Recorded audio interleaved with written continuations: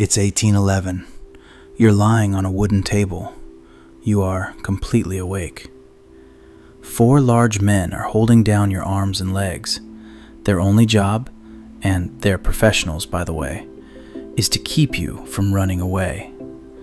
The surgeon walks in. He doesn't wash his hands. That won't be invented for another 50 years. He starts cutting. No anesthesia, no painkillers, nothing. You feel every single second of it. And here's the part nobody thinks about. This was normal for 99.9% of human history. Effective anesthesia is only 180 years old. So how did anyone survive surgery before it? The answer is speed, alcohol, and a surprising amount of screaming. First, let's meet your surgeon. For most of history, he wasn't a doctor. He was your barber.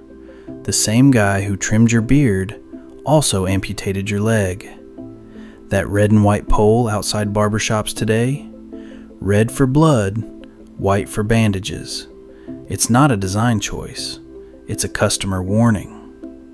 Your pain management options were alcohol, which actually makes you bleed more, opium, if you were rich, mandrake root, which sometimes just killed you, technically solving the pain problem, or the classic, a leather strap to bite down on.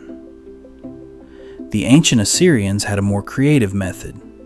They choked patients unconscious by pressing on the carotid artery. It worked.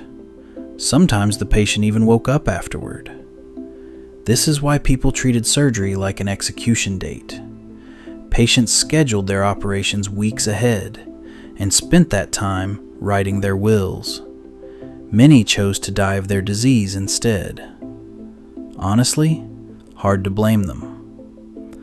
We know exactly how it felt, because in 1811, the novelist Fanny Burney survived a mastectomy fully awake and wrote it all down. She described feeling the knife, quote, cutting through veins, arteries, flesh, nerves.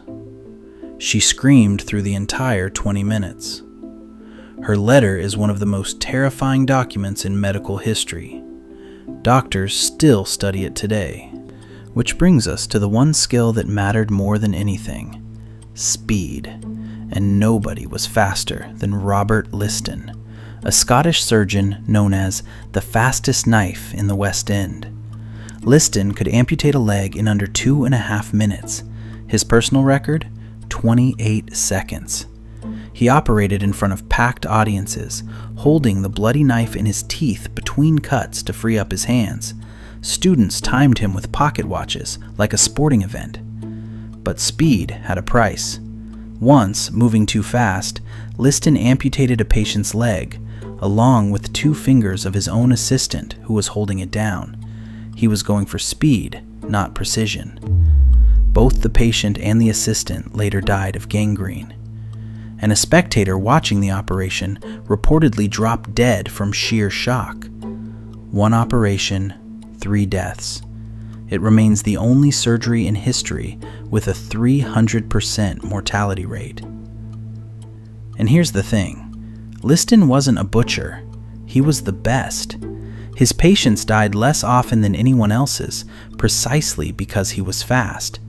In other hospitals, roughly 1 in 4 amputation patients didn't survive. The pain itself could kill you. The body goes into shock. The heart simply gives up. Speed wasn't showing off. Speed was mercy. The solution, when it finally came from the dumbest possible place: parties. In the 1840s, American students held ether frolics, gatherings where people inhaled ether vapor to get giggly and fall over. Medical students were literally huffing the answer to humanity's oldest problem: for fun. A doctor named Crawford Long noticed something strange. People at these parties got injured, bruises, bad falls, and felt nothing. In 1842, he quietly used ether on a patient and removed a tumor, painlessly. but he didn't publish.